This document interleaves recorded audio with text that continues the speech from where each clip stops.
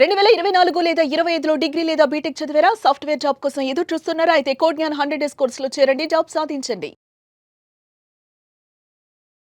Welcome to Suman TV. నేను మీ Suman TV. నాకు కర్మ సిద్ధాంతం జనరల్గా అది ఎన్ని రకాలుగా ఉంటుంది.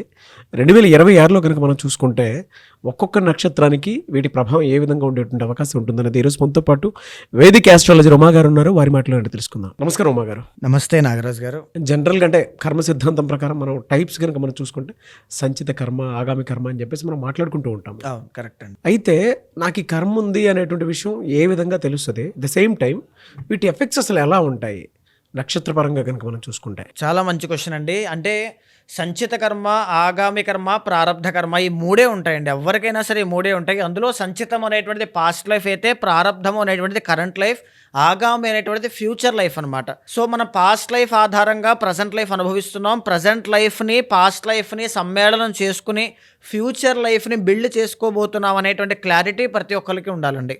ఇక్కడ ఏంటి అంటే సంచిత కర్మ అనేటువంటిది మనం తెలుసో తెలియకో మన వంశస్థులు, పూర్వీకులు, మనము గతంలో చేసుకున్నటువంటి పాపాలు అన్నమాట.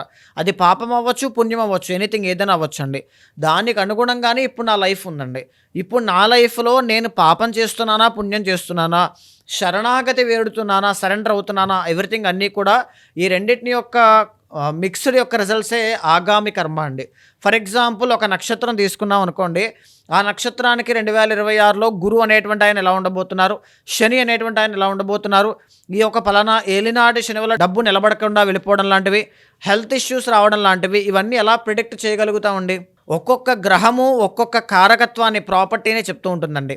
అంటే మనం అనుభవించాల్సిన కర్మని ఎన్ని రకాలుగా డివైడ్ చేశారు అంటే, రవి అనేటువంటి ఆయన ఎప్పుడు కూడా హెల్త్ అండి. చంద్రుడు అంటే మనస్సు, అంటే పీస్ ఆఫ్ మైండ్ మనిషికి ఉంటుందా లేదా అని.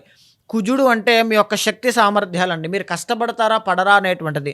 బుధుడు అంటే మీ యొక్క విద్య, మేధాశక్తి, మీ తెలివితేటలు ఏ విధంగా ఉంటాయి, దేనివల్ల లాస్ అవుతారు, మీ బంధువులు ఎలా ఉంటారని చెప్పేటువంటిది అనమాట.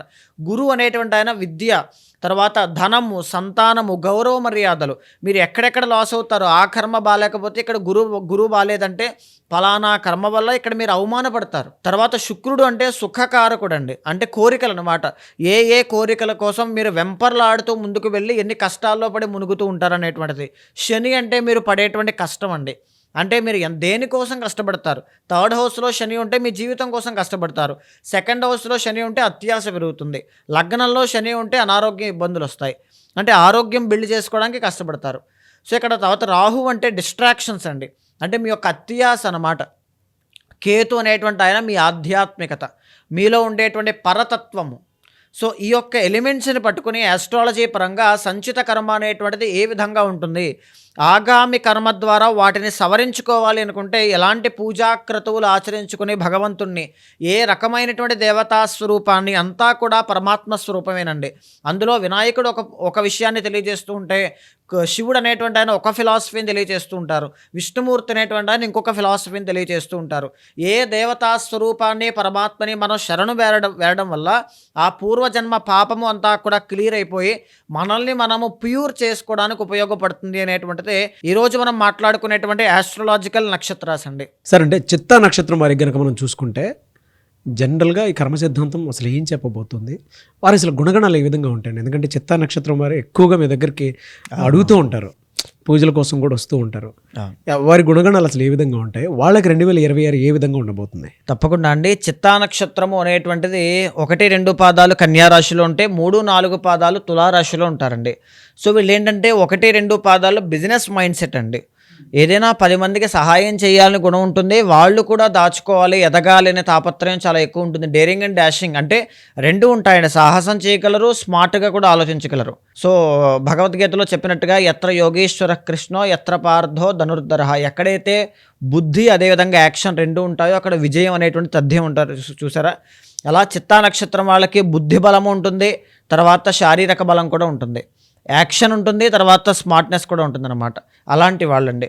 సో ఇక్కడ ఏంటి అంటే 1-2 పాదం వాళ్ళకి ఎస్పెషల్లీ ఎక్కువగా విమెన్ ఆర్ మెన్ ఎవరికైనా సరే మ్యారిటల్ లైఫ్లో డిస్టర్బెన్సెస్ అనేటువంటివి వస్తూ ఉంటాయండి. ఆ విషయంలో చాలా కేర్ఫుల్గా ఉండాలి. ఇక 3-4 పాదం వాళ్ళకి కుటుంబ సభ్యుల పరంగా ఇబ్బందులు వస్తూ ఉంటాయి, హెల్త్ ఇష్యూస్ అనేటువంటివి వస్తూ ఉంటాయి. తర్వాత వాళ్ళకి క్రానిక్ హెల్త్ ఇష్యూస్ అనేటువంటి ఇబ్బంది పెడతాయి అన్నమాట. సో మనం డీప్గా మనం ఇంకోసారి చెప్పుకునే ప్రయత్నం చేద్దామంటే 2026లో వీళ్ళకి ఎలా కనబడుతుంది మనం చూస్తే 2026 అనేటువంటిది 1-2 పాదం వాళ్ళకన్నా 3-4 పాదం వాళ్ళకి చాలా బాగుంటుందండి. సో అది కూడా మనం మాట్లాడుకుంటే ఫస్ట్ ఆఫ్ ఆల్ 1-2 పాదం వాళ్ళకి గురు అనేటువంటి ఆయన ఎక్కడున్నారండి 10th 11th 12th హౌసెస్లో సంచారం చేస్తున్నారు.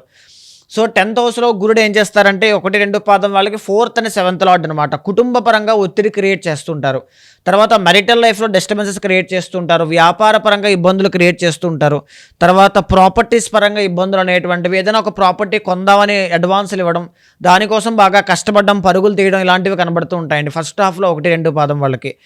ఎప్పుడైతే జూన్ 1వ తారీఖు వస్తుందంటే వీళ్ళకి జూన్ 1వ తారీఖు దగ్గర నుంచి అక్టోబర్ 31వ తారీఖు దాకా వీళ్ళకి అదృష్టము అనేటువంటిది పడుతుంది. బికాజ్ గురు అనేటువంటి ఆయన లాభంలో ఎగ్జాల్టేషన్లోకి వెళ్తారు. ఆ టైంలో విపరీతమైనటువంటి డబ్బు మనీ ఫ్లో చూడడం కానీ, జాబ్స్ లేని వాళ్ళకి జాబులు రావడం కానీ, వివాహ ప్రయత్నాలు చేస్తే పెళ్ళిళ్ళు అవ్వడం కానీ, సంతాన ప్రయత్నాలు అనుకూలించడం కానీ, గౌరవ మర్యాదలు పెరగడం కానీ, అప్పులు ఏమైనా ఉంటే తీరిపోవడం కానీ, ఈవెన్ ఇంకా 2-3 ప్రాపర్టీస్ ఎక్కువగా కొనడం కానీ, అంటే కొనగలమా లేదా అనే ఒక భయం నుంచి ఖచ్చితంగా ఇంకో 2-3 కొందాం అనేటువంటి ఆలోచనలోకి రావడం కానీ, ఇలాంటివన్నీ కూడా చాలా బాగుంటాయండి. వీళ్ళకి చాలా అదృష్టం పడుతుంది. అగైన్ మళ్ళీ నవంబర్ 1వ తారీఖు దగ్గర నుంచి డిసెంబర్ 2 దాకా మళ్ళీ గురుబలం వీక్ అవుతుందన్నమాట. అంటే వీళ్ళకి సంవత్సర కాలంలో ఎప్పుడు గురుబలం అనుకూలంగా ఉంది అంటే జూన్ 1 నుంచి అక్టోబర్ 31 వరకు మాత్రమే అనుకూలంగా ఉంది.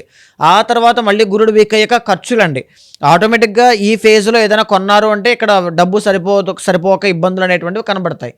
సో అదే ఇక్కడ కనబడుతుంది అనమాట. 12వ స్థానంలో గురుడు అంటే మితిమీరినటువంటి ఖర్చులు, తర్వాత ఉన్నటువంటి వస్తువులు కూడా అమ్మేయడం, డబ్బులు సరిపోక. ఎన్ని మంత్స్ ఉంటుందండి అట్లా? అలాగే ఎండ్ వరకు ఉంటుందండి. నవంబర్ 1 నుంచి డిసెంబర్ ఎండ్ దాకా కనబడుతుంది. సో చిన్న చిన్న అవమానాలు చూడడం కానీ, లేకపోతే టెన్షన్స్ ఎక్కువగా చూడడం కానీ, ఎక్కువగా పిల్లల వల్ల, ఎందుకంటే సింహము కాబట్టి పిల్లల వల్ల ఇబ్బందులు రావడం కానీ, ఈ రకంగా కొంచెం ఇబ్బందులు అనేటువంటివి క్రియేట్ చేస్తారు. ఇలా వీళ్ళకి అనుకూలంగా ఉండేటువంటి రాజయోగాలు ఏముంటాయి? వీళ్ళకి అనుకూలంగా ఉండేటువంటిది ఏంటంటే అండి గురుబలం. మేజర్లీ ఎప్పుడైనా సరే మనం గోచారం మాట్లాడుతున్నామంటే ప్రధానమైన గ్రహాలు గురు, శని, రాహు, కేతువులు అండి. వీళ్ళకి సంవత్సర కాలంలో అనుకూలంగా ఉండేది ఏంటి అంటే ఎక్కువగా రాహు అనేటువంటి ఆయన చాలా బాగున్నారు 6th హౌస్లో, ఎండ్ వరకు కూడా గురు అనేటువంటి ఆయన మధ్యలో రాజయోగాన్ని ఇస్తున్నారండి. వీళ్ళిద్దరూ కూడా చాలా బాగున్నారు. శని మిశ్రమంగా అనుకూలిస్తున్నారు. మనం ఆయన్ని పక్కన పెడితే కేతు అనేటువంటి ఆయన సంవత్సరం చివరిలో అంటే 2027లో వీళ్ళకి కలిసి వస్తాడు కేతు. ఈ కేతు అనేటువంటి ఆయన 2026లో పెద్దగా వీళ్ళకి రాజయోగాన్ని ఇవ్వరండి. సో గురు, రాహుల్ ఇద్దరు కూడా వీళ్ళకి అనుకూలంగా ఉంటారు. దీనివల్ల 2026 అనేటువంటిది మంచి గ్రోత్ అనేటువంటిది ఇస్తుంది, పేరు ప్రఖ్యాతులు అనేటువంటిది ఇస్తుంది, కొత్త విజయాన్ని, తొలి మెట్టుని క్రియేట్ చేస్తుంది. ఈవెన్ కెరీర్లో కూడా ఎప్పుడూ చూడని విజయాలన్నీ కూడా ఈ సంవత్సరం వీళ్ళు చూడబోతున్నారు అని చెప్పొచ్చండి. 3-4 పాదాల వాళ్ళకి ఏ విధంగా ఉండే అవకాశం ఉంటుందండి? 3-4 పాదాలకి 1-2 పాదాలతో మనం కంపేర్ చేస్తే కనుక చాలా బాగుంటుందని చెప్పొచ్చండి. ఎందుకనంటే గురువు అనేటువంటి ఆయన 9, 10, 11 3 హౌసెస్లో సంచారం చేస్తారు వీళ్ళకి. అంటే 2026 ఫస్ట్ హాఫ్ అంతా కూడా రావడమే వీళ్ళకి అదృష్టం అండి. జనవరి నుంచి జూన్ దాకా వీళ్ళకి విపరీతంగా డబ్బు చూడడం కానీ, శుభకార్యాలు జరగడం కానీ, లేకపోతే ఉన్నటువంటి అప్పులన్నీ కూడా క్లియర్ అయిపోవడం కానీ, ఎక్కడైతే అవమానపడ్డారో మళ్ళీ అక్కడే పునర్వైభవాన్ని చూడడం కానీ, ఇలాంటి గౌరవ మర్యాదలు ఎవ్రీథింగ్ అన్నీ చాలా బాగుంటాయండి. మళ్ళీ జూన్ 1 నుంచి అక్టోబర్ 31 దాకా మీరు బాగా గమనిస్తే ఇందాక 1-2 పాదం వాళ్ళకి జూన్ 1 నుంచి అక్టోబర్ 31 దాకా మాత్రమే బాగుంది అని చెప్పుకున్నాం. కానీ వీళ్ళకి వయసు వెరస అనమాట. ఆ టైం మాత్రమే బాగోదు, మిగతా సంవత్సర కాలం అంతా కూడా గురుడు అనుకూలిస్తారు. సో 3-4 చిత్తా నక్షత్రం 3-4 పాదం వాళ్ళకి 2026 అనేటువంటిది ఒక టర్నింగ్ పాయింట్ కాబోతుంది అని చెప్పొచ్చండి. దీంతో పాటుగా గురువు అనుకూలిస్తున్నారు అంటే శని కూడా సంవత్సర కాలం అంతా కూడా అనుకూలిస్తారండి. శత్రువులు కూడా మిమ్మల్ని ఎవరు ఏమీ చేయలేరు. ఆరోగ్య సమస్యలు కూడా ఇబ్బంది పెట్టలేవు. ఖచ్చితంగా అప్పులు ఏమైనా ఉంటే తీర్చేస్తారు. మీ కెరియర్లో గ్రోత్, ఉన్నటువంటి మీ తప్పుల్ని, లోటుపాట్లను సరిదిద్దుకుంటూ ముందుకు వెళ్ళేటువంటి అవకాశం మీకు శని భగవానుడు ఇవ్వబోతున్నారండి. నాట్ ఓన్లీ 26, 27 కూడా ఇస్తాడు మీకు ఆయన. 2026లో అపారమైనటువంటి రాజయోగం కనబడుతుంది. కానీ ఇక్కడ ఇబ్బంది ఏంటి అంటే 2026 ఎండ్ వరకు కూడా నవంబర్ 25వ తారీఖు దాకా రాహు అనేటువంటి ఆయన పంచమంలో ఉంటారండి. దీనివల్ల ప్రేమ వ్యవహారాల్లో మాత్రం ఇబ్బందులు ఉంటాయి, సంతానపరంగా మాత్రం ఇబ్బందులు అనేటువంటివి కనబడతాయండి. ఈ 2 ఆస్పెక్ట్స్లో జాగ్రత్త పడగలిగితే 2026 అనేటువంటిది చిత్తా నక్షత్రం 3-4 పాదం వాళ్ళకి రాజయోగము, అదృష్టము ఖచ్చితంగా కలగజేస్తుందండి. డెఫినెట్గా అండి. రెమెడీస్ ఏముంటాయండి? మేజర్లీ గురు బలము అనేటువంటిది చాలా మేజర్ థింగ్ అండి. ఎవరి జాతకంలో ఏ రాశికైనా గురు బలం బాగుంది, వీళ్ళకి అది బాగుంది అంటే 100% వాళ్ళకి అవకాశాలు చాలా బాగుంటాయి. వాళ్ళు దాన్ని ఎంతవరకు ఆర్గనైజ్ చేసి ముందుకు వెళ్ళగలుగుతారు అనేది పర్సనల్ చార్ట్ కాబట్టి గురుబలం పెరగడానికి మాత్రం చిత్తా నక్షత్రం 1-2 పాదం వాళ్ళైతే సుబ్రహ్మణ్య స్వామిని బాగా ఆరాధన చేయాలండి. తర్వాత దత్తాత్రేయ స్వామిని ఎక్కువగా ఆరాధన చేయాలి. దీంతో పాటుగా శని బాగా లేదు కాబట్టి మెరిటల్ లైఫ్లో ఇబ్బందులు ఉన్నాయనుకునేటువంటి వాళ్ళు మీ పర్సనల్ చార్ట్ చూసుకోండి. ఈ మాట ఎందుకు చెప్తున్నానంటే చిత్తా 1-2 పాదం వాళ్ళకి మెరిటల్ లైఫ్లో డిస్టర్బెన్సెస్ అనేటువంటివి ఉంటాయి, అది చూసుకోండి. దానికి తగినటువంటి పరిహారములు చేయండి. 3-4 పాదం వాళ్ళైతే పరిహారాలు అవసరం లేదండి, అంత బాగుంటుంది. మీ పర్సనల్ లైఫ్లో ఉండేటువంటి కర్మదోషాలు తొలగించుకోండి తప్ప గోచారవశాత్తు మీకు ఏమీ అవసరం లేదు. ఎక్కడా కూడా కాన్ఫిడెన్స్ వదలకుండా ముందుకు వెళ్ళండి. 2026లో మళ్ళీ 2026 ఇదే టైం కల్లా మీరు విపరీతంగా డబ్బు సంపాదించి ఉంటారు. చాలామంది 2026లో మా భవిష్యత్ ఏ విధంగా ఉండబోతుంది అని తెలుసుకోవాలనుకున్నటువంటి వాళ్ళు చాలామంది ఉన్నారు. వేదిక్ ఆస్ట్రాలజీ త్రూ ఎలా వెళ్ళాలి అని కొన్ని దోషాలు పరిహారాలు కూడా తెలుసుకోవాలనుకున్నటువంటి వాళ్ళు ఉన్నారు. వాళ్ళు మిమ్మల్ని అప్రోచ్ అవ్వాలంటే ప్రాసెస్ ఏంటి? తప్పకుండా అండి. అలాంటి వాళ్ళు ఎవరైనా ఉంటే మీకు కింద కనిపించే నెంబర్కి కాల్ చేస్తే మా వాళ్ళు మీకు పూర్తి వివరాలు అందిస్తారు. మీ జాతకాన్ని చూసిన తర్వాత చాలామందికి ఒక గైడెన్స్ ఉంటే బాగుంటుంది అనుకుంటారండి. ఎవ్రీ 3 monthsకి మీకు గైడెన్స్ కావాలి అన్నా, ఎవ్రీ 6 monthsకి ఒకసారి గైడెన్స్ కావాలి అన్నా, every year every month guidance కావాలి అన్నా ఖచ్చితంగా మీ వెనకాల నేను ఉంటాను. ఒక ముహూర్త విషయంలో కావచ్చు, లేకపోతే ఒక సందేహం విషయంలో కావచ్చు, కెరీర్ కావచ్చు, పర్సనల్ లైఫ్ కావచ్చు, ఎవ్రీథింగ్ అన్నీ కూడా మీ వెనకాల నడిపించేటువంటి ప్రయత్నం చేస్తాను. అలాంటి వాళ్ళు ఉంటే మీకు కింద కనిపించే నెంబర్కి కాల్ చేస్తే మా వాళ్ళు మీకు పూర్తి వివరాలు అందిస్తారు. ఏదైనా దోషాలుంటే శాంతి పరిహారములు ఆచరింపచేసి భగవత్ అనుగ్రహం కలిగేలా చేస్తాను. థ్యాంక్ యూ అండి. థ్యాంక్ యూ సో మచ్ అమ్మ గారు. నమస్తే అండి. చూసారు కదండి వీడియో. ఈ వీడియోపై మీ అభిప్రాయాన్ని కమెంట్ బాక్స్లో పోస్ట్ చేయండి. ముఖ్యంగా మీరు కనుక 2026లో వేదిక్ ఆస్ట్రాలజీ త్రూ మీ లైఫ్ స్టైల్ ఏ విధంగా ఉండబోతుంది అనేటువంటి విషయం తెలుసుకోవాలనుకుంటే అండ్ ఏదైనా దోషాలు ఉంటే దాన్ని క్లియర్ చేసుకోవాలి అనుకున్నటువంటి వాళ్ళు స్క్రీన్ మీద ఉమాగారి కాంటాక్ట్ నెంబర్ కనిపిస్తుంది. దాన్ని మీరు కాల్ ఆర్ మెసేజ్ వాట్సాప్ చేసి వెంటనే అపాయింట్మెంట్ బుక్ చేసుకోండి.